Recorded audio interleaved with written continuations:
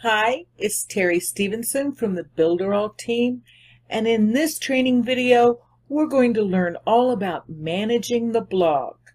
In this video, we're going to learn what we're going to do with these 2 pages now in this default layout. You see, we've only built 2 pages, the blog page, which is a recap of all the blog posts as we publish them on our blog. And then we have the news page, which is actually each individual page for each blog article. Now, how are we going to manage all that? Builderall really makes it easy. We're going to come over here and click our newspaper, and that opens up our blog management card.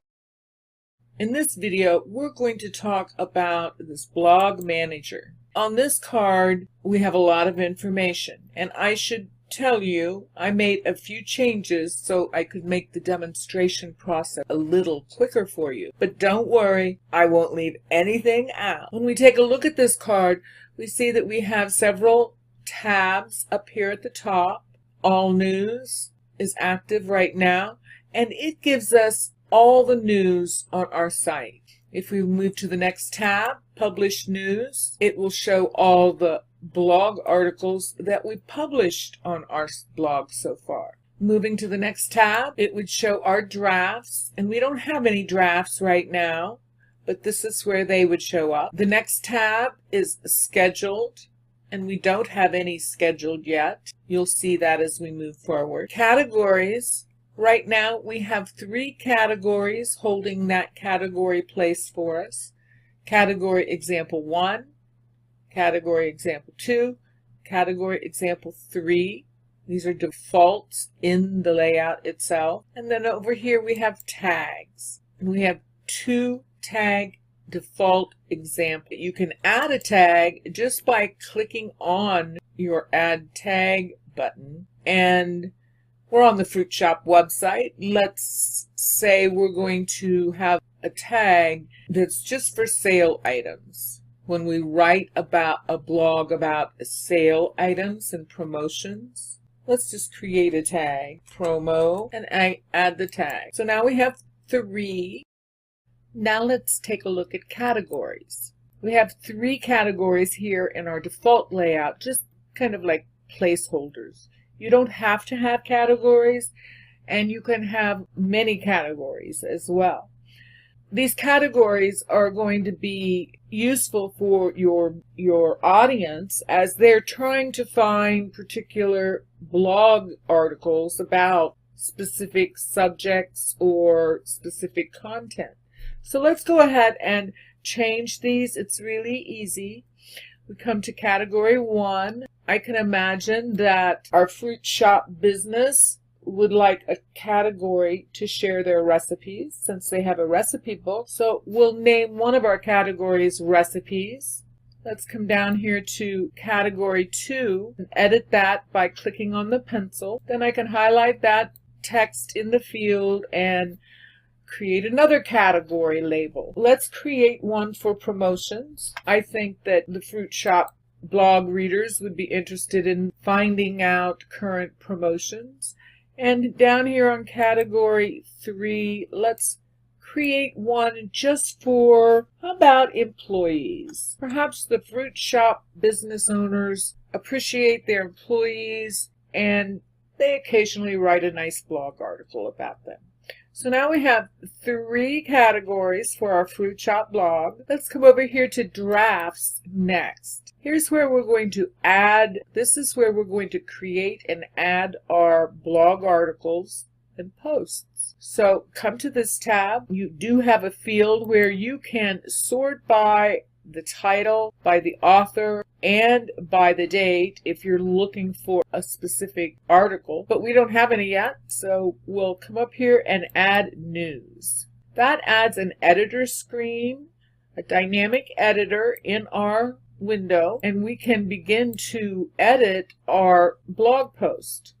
We'll begin with the title. Let's title our blog post, local growers celebrate a bountiful harvest. Remember, our editing options for this title are found on the blog page, where you can customize how that title is going to appear on your page. The next field is our scheduling field, and it automatically populates that field with the current date and time, but we'll have the opportunity to change that further in the process. Moving to the next field, we have a field where you can either select an author that you already have entered into the system or create and use a new author for this news.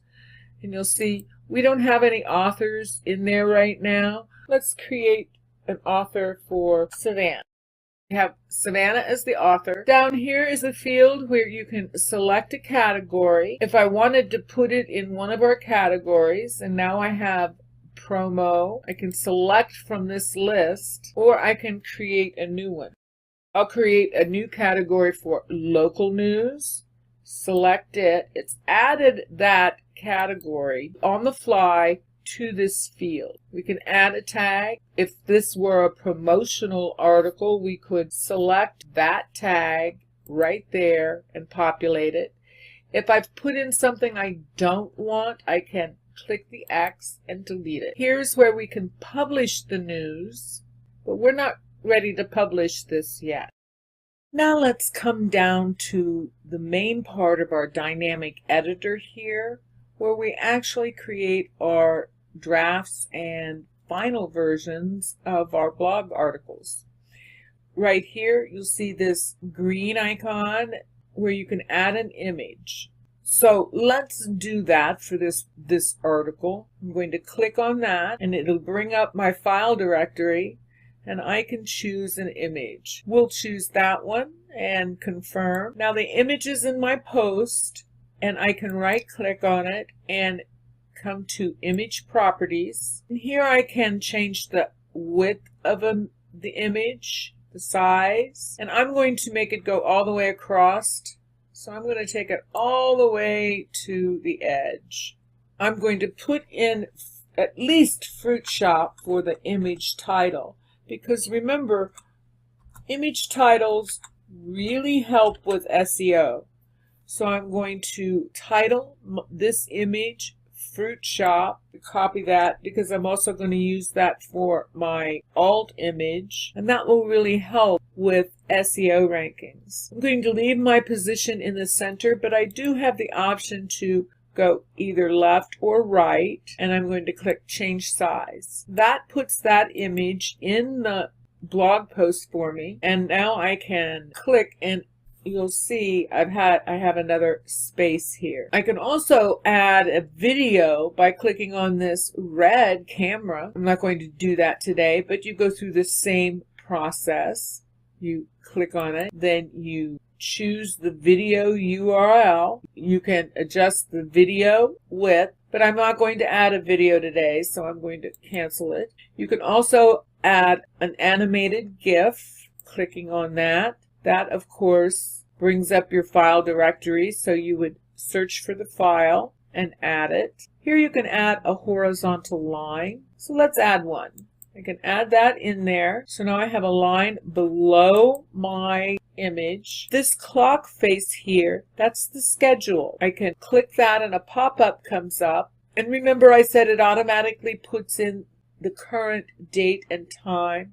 Here's where you can change that. If I want this blog post to be posted tomorrow, I'm going to click on tomorrow's date, and then I can choose the time up here in this field. Then I can come down here, click that, and choose the time. So let's change the time to 5 o'clock, and right here, right next to it, it's kind of hard to see right now, it says AM. I'm going to toggle this and switch it to PM. So I just click out of that. Now this blog post is scheduled to go out tomorrow at 5 o'clock PM.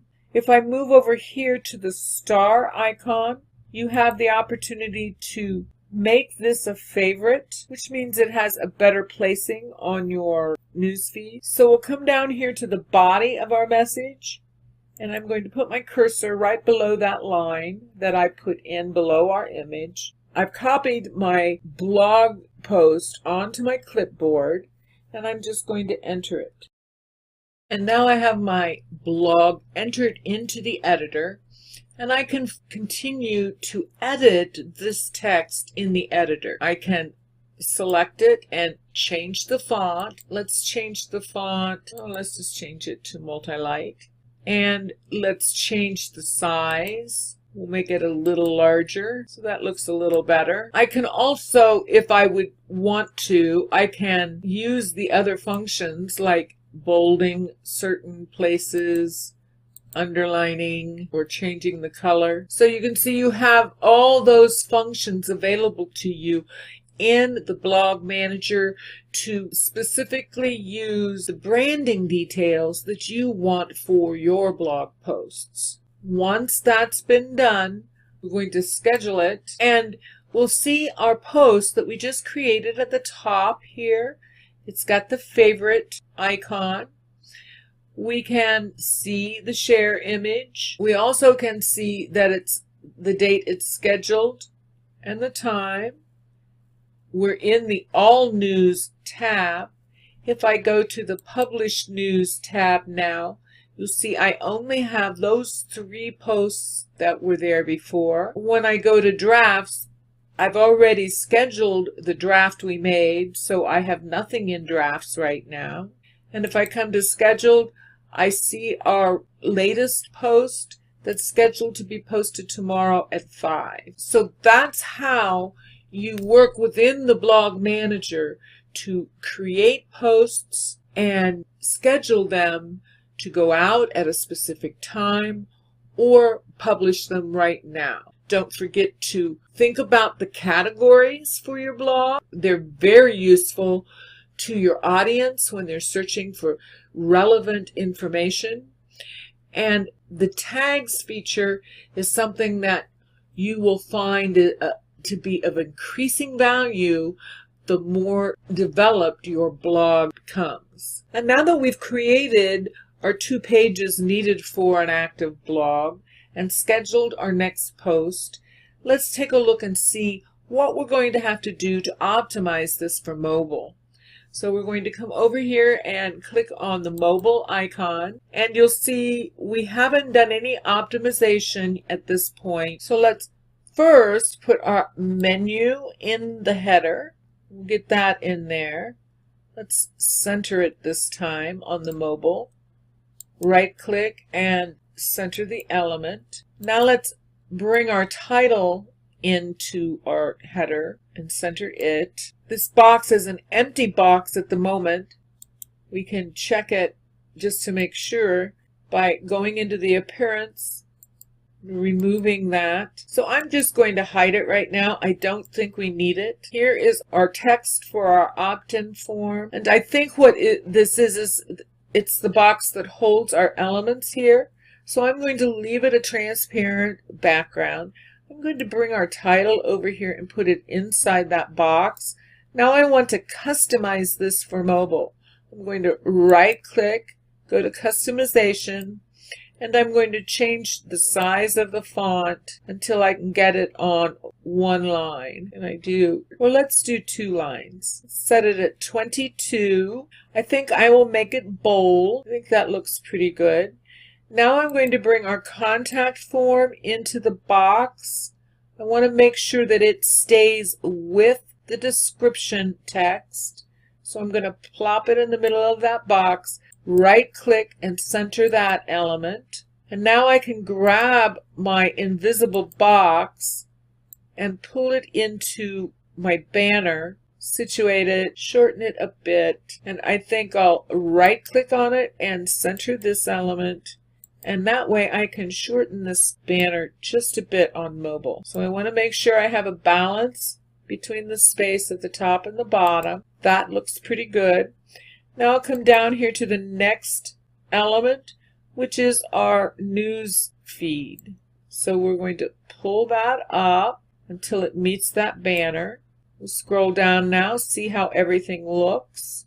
It's looking really good. The only thing I need to do really is pull my footer up, I'm going to shorten my box around my menu and put it in the footer, and go ahead and put my social media network bar in the footer. I can shorten the footer now. Now let's take a look at that one more time. That looks fantastic. We're going to go back to the desktop and make certain that we didn't change anything. It looks good. So we can head back to our mobile and we can save. Now let's go back to our desktop view. We're going to choose our news page. We're in desktop view now. Let's view it in mobile. We can hide our purple box. It has our header right. We have our articles.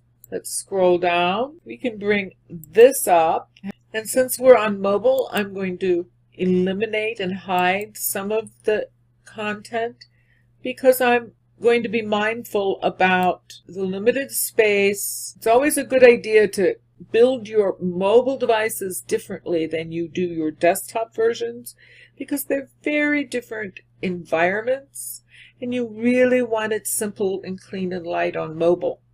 So once we get everything positioned and we check to make sure it didn't change anything on the desktop, we can come back, save it. Let's go back to our blog page now, and it looks good. Our brand is recognizable. We have posts scheduled, so we're really in good shape. I hope you learned a lot in this video. In the next video, we're going to talk about how you can add blog apps to other pages.